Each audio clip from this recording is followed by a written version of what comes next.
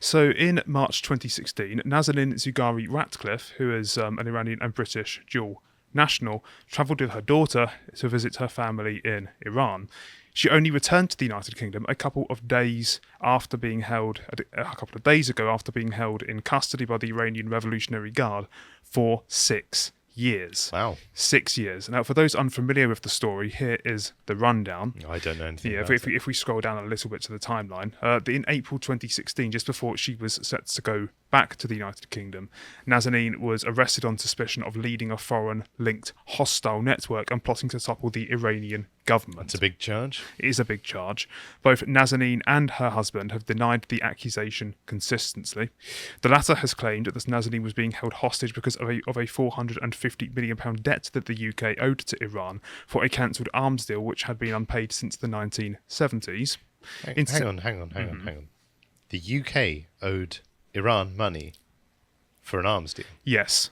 How does that work? Because they were supposed to supply them with tanks or something like that. We were supposed to supply Iran with £450 million worth of tanks. Apparently, yes. So presumably when the revolution happened in 1979, they had paid us the money for the order of tanks, but we hadn't given them the tanks. I presume that's the claim, yes. Right, okay, because a lot of stuff happened at this period. Like, for example, a lot of Iranian artifacts are currently still held by the Smithsonian Museum in America because they were lent over there by the prior regime under Shah Reza Pahlavi and the last Shah of Iran. And then when the revolution happened, the Americans and the Smithsonian turned around and said, oh, well, we don't recognize continuity between the regimes, so our agreement was with the regime that's no longer there. But so Iran is continuing to claim that they've been done a disservice here, apparently, anyway. We'll discuss that. But in September 2016, she was found guilty and sentenced to 5 years in prison.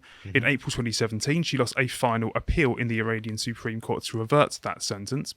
In April 2021, she was sentenced to another year in jail, but she was allowed to serve that sentence under house arrest in her parents' home. She lost the appeal against that sentence in October of 2021, and finally, after the UK government agreed to pay the £450 million debt, Nazanin was released and returned to the UK. Iran, however, this is interesting, continues to contend that the two events, that is the £450 million owed and Nazanin's alleged attempt to establish a hostile network in the country, are not linked at all. Oh, please. Look, this is exactly what China did when there was the hostage diplomacy between the two Americans, or Canadians, sorry, I think, who were arrested in China and held on serious charges of espionage, while the case of the Huawei executive was going on in Canada, and she was held prisoner by the Canadians. And what happened? Well, as soon as the Huawei exec was allowed back to China, suddenly all charges were dropped against at least one of the Canadians. They were sent back. It's pure hostage diplomacy. It's very obvious, and of course they publicly state, "Oh no, there's no relation to it." And anyone with half a brain can see that. But there are reasons to be suspicious. Okay. Because the begging question, of course, is that what were the precise details justifying her arrest? The details of why she was arrested for the most part remain unknown. According to evidence submitted to Parliament, her MP Tulip Sadiq said Nazanin was personally told time and time again, as you alluded to, that her arrest was linked to the debt that the UK owes to Iran. One thing is for sure, however, this debt that was owed to Iran was never mentioned at the start of this entire affair. Not once, to my knowledge anyway, unless I'm just being ignorant. But if we rewind to 2016, then Foreign Secretary Boris Johnson was called to the Foreign Secretary Select Committee to discuss Nazanin's arrest. And in this meeting, he described what he believes to be the reason for her arrest, or her placement, in Iran. So let's give that a listen now. Okay. When you look at what Nazanin Zaghari-Ratcliffe was doing, it's just, she was simply teaching people journalism, as I understand it.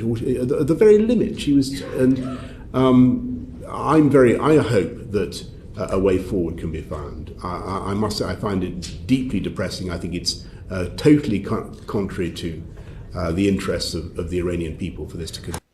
Okay, so he says openly he was led to believe that Nazanin was teaching people journalism in Iran. But this wasn't the reason that she gave. So Boris's statement raised alarm bells for Iran and, of course, made the whole situation worse. Some, of course, accused Boris of completely guessing and claimed he was to blame for her ultimate 5-year sentence. But very few dared to ask the question of whether she may actually have been guilty of some form of foul play against Iran. Interestingly, no one really asked what her occupation was or who she was employed by. Well, as it turns out, At her time of arrest, she was working for the charitable arm of Thomson Reuters. The Thomson Reuters, you're quite right. It's the Thomson Reuters Foundation, if we get this up here. So, this is their corporate commitment: media freedom, inclusive economies, and human rights. And if we have a look at the media freedom part of this, they read as follows.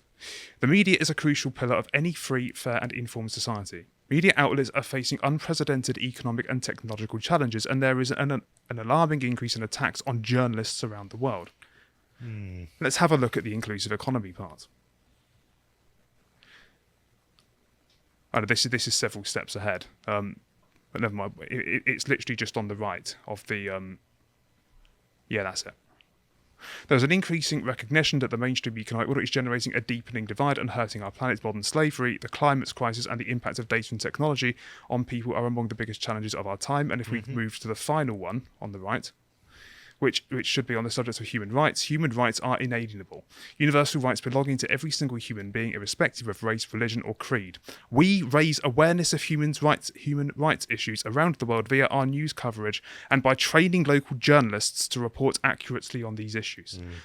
Does this not sound a little bit like the liberal democracy trichotomy? Absolutely, and it's also worth pointing out here that many journalists are actually trained via funding from the Bill and Melinda Gates Foundation, as we've covered earlier on this channel. Yes, they are. So if we move on to the About Us section of the website, it reads as follows. We are the corporate foundation of Thomson Reuters, the global news and information services company. As an independent charity registered in the UK and the USA, we work to advance media freedom, foster more inclusive economies and promote human rights. And that's a summary of what we've already discussed, pretty much. I think inclusivity and the Iranian Ayatollahs aren't exactly on the same page, are they? But what we know is that when she was in Iran, she was working for the Thomson Reuters Foundation. Is it completely implausible that she may have, I don't know, this is not to say that she was there with a specific intention, but is it really that implausible that she may have, I don't know, planted seeds? Been subversive. Or been subversive in any way. When was she arrested, sorry, exactly? She was arrested in April 2016. Yes. But yes, of course, you could say this sounds very, very familiar, given some of the, I suppose, things that have been said to have caused the Arab Spring. Yes. Wouldn't it be odd if the Thomson Reuters Foundation were found to have had a particular interest in the events of the Arab Spring? Would that not, perhaps? That would be quite interesting. Yeah. Well, let's move on to the next. Oh no. No, the one after. I think it's the one after this, actually. Yes. You see, here we are. The Thomson Reuters Foundation used women's rights after the Arab Spring. Where are we at? So they've been engaging with the political affairs of the Arab Spring for a number of years now. It shows that they have a prolonged interest in it, where rebels in Tunisia, Libya, Egypt, Yemen, Syria and Bahrain at different points in between December 2010 and 2012 decided they wanted a taste of liberal democracy. Well, that's certainly the narrative, isn't it? That's certainly the narrative. Well, we can speculate on the level of influence that the US had, but Thomson Reuters were without question part of, you could almost say they were a neoconservative arm for the liberal democracies foundations or establishment in the Middle East. It's not possible that Nazanin may have... Is it not possible that she may actually have... I don't know. I mean, I've already said this. Yeah. But am I being completely crackpottish in being sceptical about this narrative? This isn't tinfoil hat stuff. I think it's fairly obvious that there have been a number of international, predominantly Western organisations, whether it's media, NGOs, even intelligence services, that have been active in the Arab world and the Middle East in particular. And I think it's very plausible that some of these journalists, whether knowingly or unknowingly, were engaging in espionage and subversive activities. Yes. And do you not think that Boris may have had at least half an idea of what was going on, given that he let slip, she's teaching journalism in Iran, and of course had the alibi of seeing her family as well. Are they not too, I suppose, ambiguous enough reasons to go to a country to actually hide a true, shall we say, political motive on behalf of an organisation? Again, maybe I am just being crackpottish, but nonetheless. Well, I think we've got to remember, I mean, we're certainly no friends of Iran here. No. And you know, if the Islamic Republic of Iran were to become a liberal democracy, I think in many ways that would be a good thing. However, if it were engineered in the same way as the attempt to subvert Syria, and you end up with a 10-year civil war, millions and millions of refugees, and just general misery for forevermore, that doesn't seem like a good way of interacting. US-led interventions tend to not go very successfully. Libya as well is still a bloodbath. That's the same sort of intel and have caused operation. humanitarian crises that have come to the detriment of those who they call their allies, which is something that the UK continues to suffer from on a daily basis. Yeah. Let's not forget that, of course. But anyway, we're going to fast forward to today, where Nazanin addressed the media at a press conference on her arrival back with her husband. Let's see an edited clip of that conference, because this caused quite a large reaction. My amazing husband, who has been tirelessly campaigning for me, so thank you so much. And my daughter for being very, very patient with mummy to be coming home. So I am so grateful. At this point, Gabriella, who's 7, is much more interested in the games on a mobile phone. Nazanin flew home in the early hours of Thursday morning, along with another British national, Anousheh Ashouri, after the UK repaid a long overdue military debt. But she wasn't keen to give the government any credit today. I was told many, many times that, oh, we're going to get you home. That never happened. So there was a time that I felt like, do you know what? I'm not even going to trust you, because I've been told many, many times that I'm going to be taken home. But that never happened. I mean, how many foreign secretaries does it take for someone to come home? 5. It should have been one of them eventually. So now here we are. What's happened now should have happened 6 years ago. Okay, she didn't want to answer questions. Now, the part to take note of is when she says, why, how many Home Secretaries does it take? That's what has caused the upset. People took issue with that because they think she sounds ungrateful. I have to be honest, it's not the tone I would have expected, even though, yes, it doesn't help. We've had 5 Home Secretaries since the saga started. That's definitely not going to help anything. But you'd think she'd spend at least some time to thank those who negotiated her release and perhaps express some condemnation of the regime that kept her there for 6 years, but she did not. But because of this, hashtag send her back and hashtag ungrateful cow immediately started trending on Twitter. This is, I believe, where it started. Let's get this trending. And indeed, it did trend for a while before I believe Twitter removed most of it for hate speech, presumably. If we move on to the next tweet, this actually expressed the mood quite nicely. Born in Iran, imprisoned by Iran, her release was eventually secured by her adoptive country, which she now blames for acting too slowly. She has got future Labour MP written all over her. It's not untrue, is it? Wow. Yeah. But of course, this has been met with a backlash, which is unfolding as we speak, really. Unfortunately, it's hard to trace many of the other original tweets because the feed has since been smouldered by those condemning the tagline, the first of which is by somebody called Corbyn's cynical Jewish cat. Oh, my goodness. It reads this as this. The gutless, slobby, racist gammon aroused everyone. She was only released because Putin invaded Ukraine and we needed to kick ass with Iran for oil.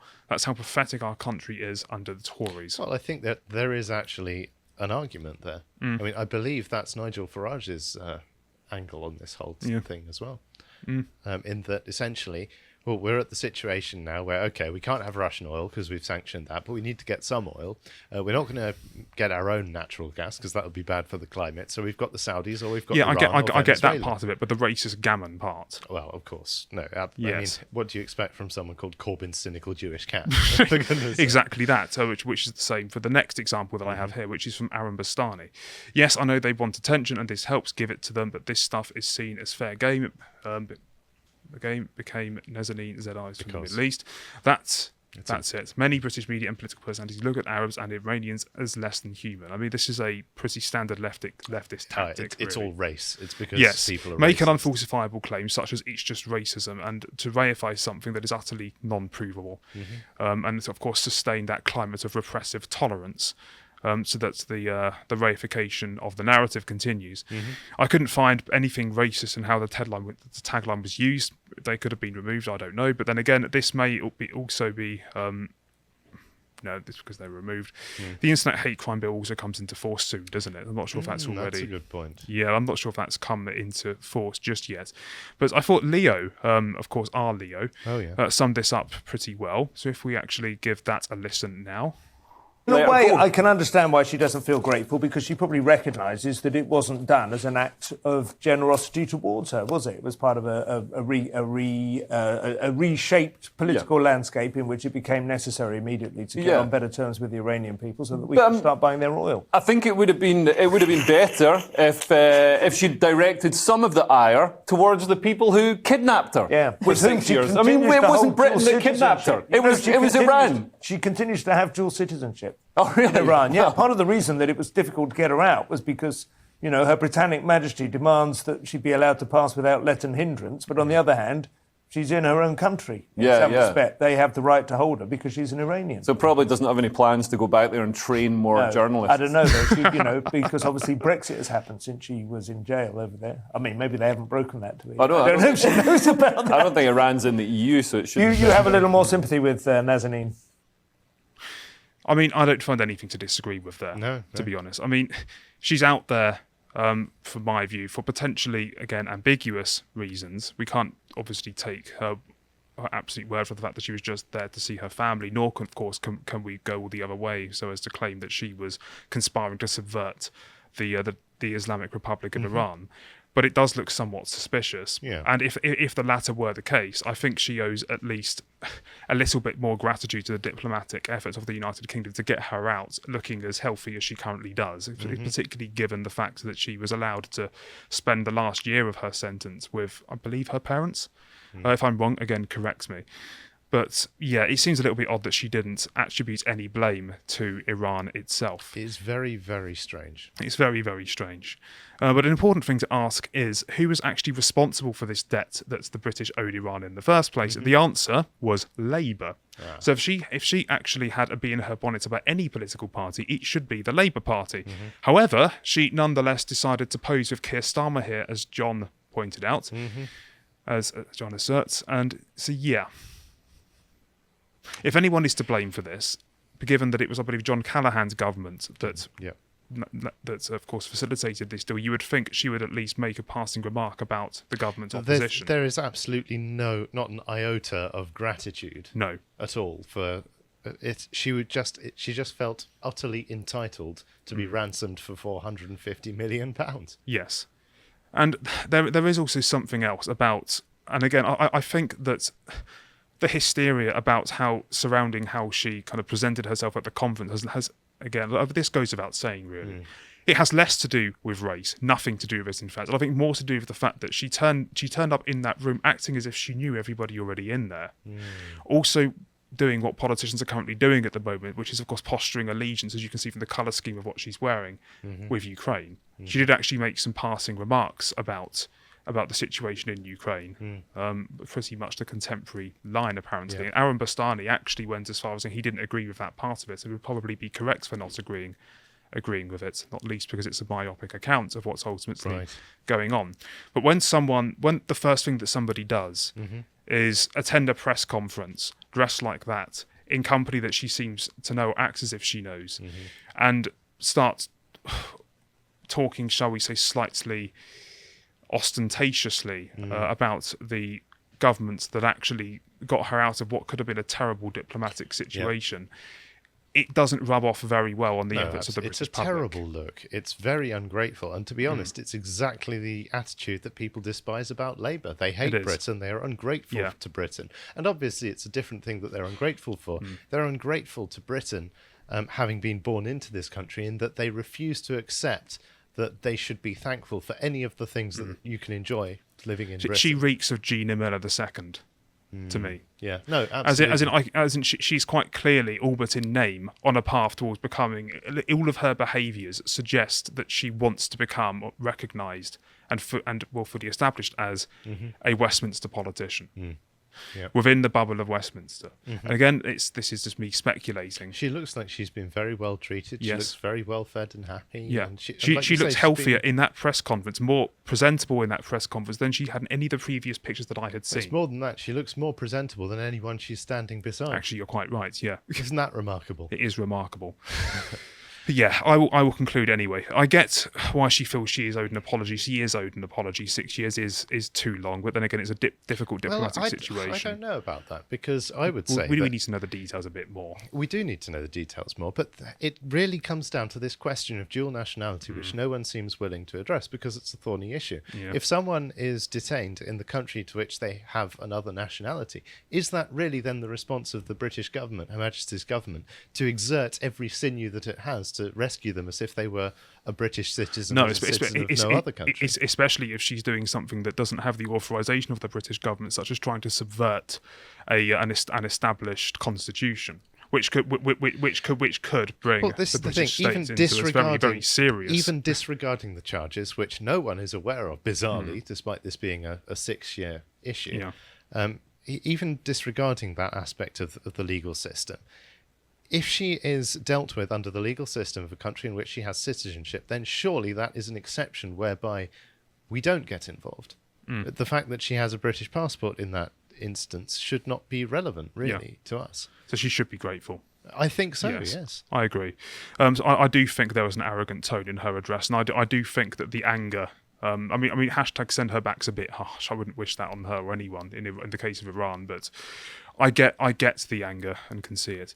She attributes blame to the government who got her back, and no one, not to the country that arrested her. That was pretty sus. That is pretty sus. I've already said that her purpose in Iran was suspicious. Yeah. Wonder if she'll be back there on holiday in a few years. Watch this space. If you appreciated that segment from the podcast The Lotus Eaters, you can go to lotuseaters.com to get access to all the premium content we have on the site, such as this article from John Wheatley on Media Lies Explained. There is, of course, an audio track for Silver and Gold tier members if you like to listen instead of read. But if you'd like to find out what else John has put out, you can follow him on Getter at John Wheatley on Getter. Thank you and goodbye.